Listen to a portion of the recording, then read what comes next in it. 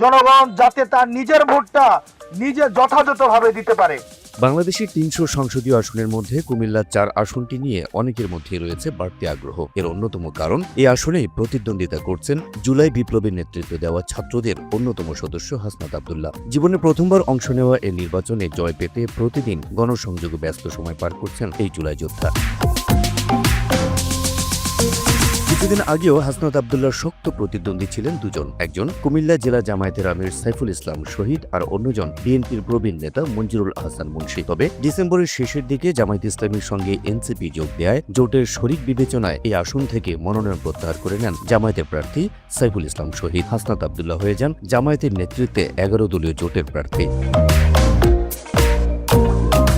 তবে এখন থেকে কুমিল্লার ৪ আসনটিতে হাসনাত আব্দুল্লাহর শক্ত প্রতিদ্বন্দ্বী হিসেবে আর কেউ অবশিষ্ট রইল না, কারণ ঋণ খেলাপি হওয়ায় এই আসন থেকে নির্বাচন করতে পারছেন না বিএনপির প্রার্থী মঞ্জুরুল আহসান মুন্সী। বৃহস্পতিবার মঞ্জুরুল আহসান মুন্সীর নাম খেলাপি ঋণের তালিকা থেকে বাদ দেওয়ার বিষয়ে হাইকোর্টের দেওয়া আদেশ স্থগিত করেছে চেম্বার আদালত। এর ফলে তিনি ঋণ খেলাপি হিসেবে চিহ্নিত থাকবেন এবং জাতীয় সংসদ নির্বাচনে অংশ নিতে পারবেন না বলে জানিয়েছেন সংশ্লিষ্ট আইনজীবীরা।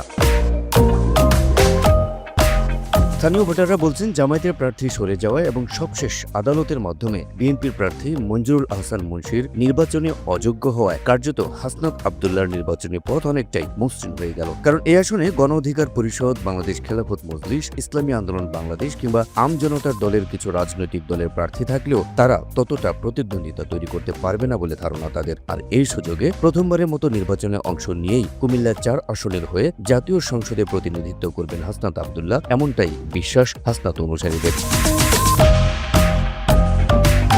Brussels, NTV online. একটা পক্ষ চায় স্বাধীনতা, আরেকটা পক্ষ চায়